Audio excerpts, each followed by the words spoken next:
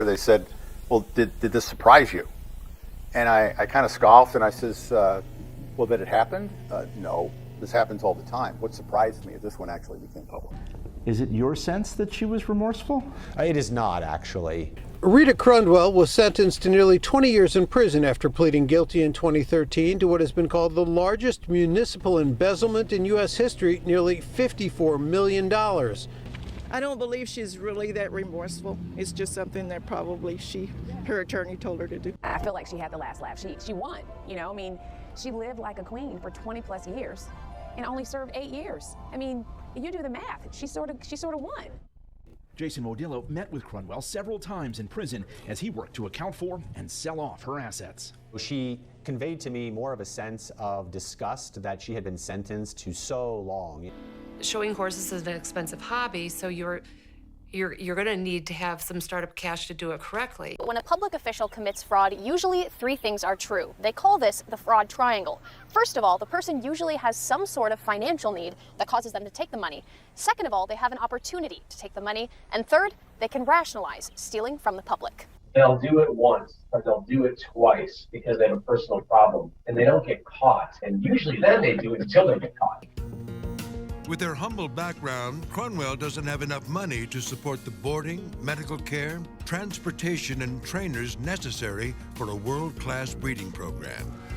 But as Dixon's comptroller, large amounts of cash pass through her hands every day. In Ronald Reagan's hometown, a shocking crime committed by a trusted friend. I was shocked. Of course, I was disappointed because those things happen in Chicago, not in Dixon. She was creating fictitious invoices, purportedly representing different projects that were going on in the city that, in fact, never were going on. Mention the name Rita Crandwell around here, and you'll get an earful. A lot of her actions really put other people's lives in danger. Well, there were many things over the years that Dixon should have and could have been able to do had she not taken the money, like maintaining the streets. How did it go unnoticed? She did it herself. She was the one who signed the check. She's the one who picked up the bank statements. She's the one who crafted the budget. She's the one who, took in the bills and sent out the checks. There wasn't enough oversight. There wasn't enough division of duties. They put it entirely on her, and she kept her circle small. Down. And then she would pay the bills. She would pay the invoices and then deposit those checks into the secret bank account.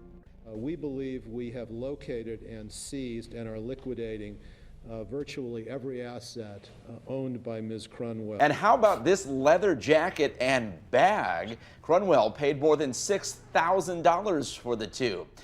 These Corral vintage riding boots are also one of 23 sets of boots being sold. This is the defendant's trophy room. Not many people have a herd of 400 show horses, many world champion horses. Our interest would be to try to get all $53 million. I don't know that the herd's ever going to bring anything close to that. Con comes from the word confidence. These are people that gain your confidence, and they're very good at it. And Rita Crandwell was probably the best I've ever seen. She spent most of that stolen money on extravagant items like a $2 million custom RV, a Florida vacation home, and her prized possession, a world-class horse breeding farm, as well as the expensive jewelry in these pictures obtained exclusively by ABC News. Dixon was closing its pools because they couldn't afford to operate them. The defendant built a pool complete with a sauna.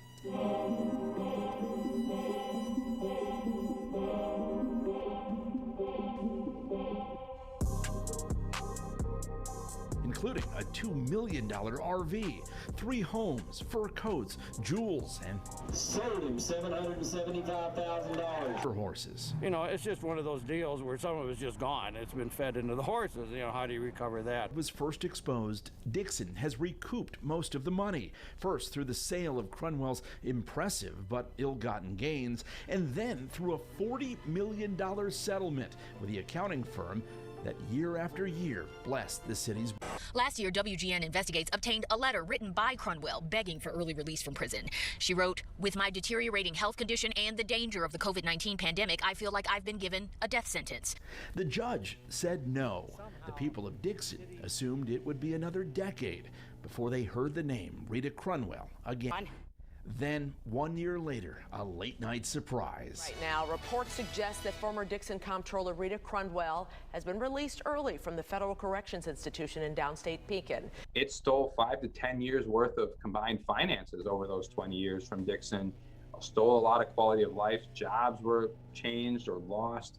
There were huge impacts. I didn't think she should be released. I think our community is just ready to, to move on. The Bureau of Prisons would not confirm any information about why Crandwell was released or her location. Why was she released?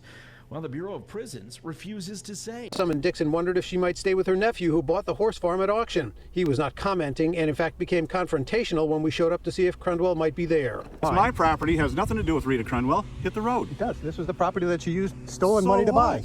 So I paid good money for this property. It's no longer hers. Because that's fit the liberal agenda. They want to let most people out of jail anyway. So I just gave an excuse to let another one out. That's my opinion. She got a huge break, and she can thank the origins of the pandemic for that break.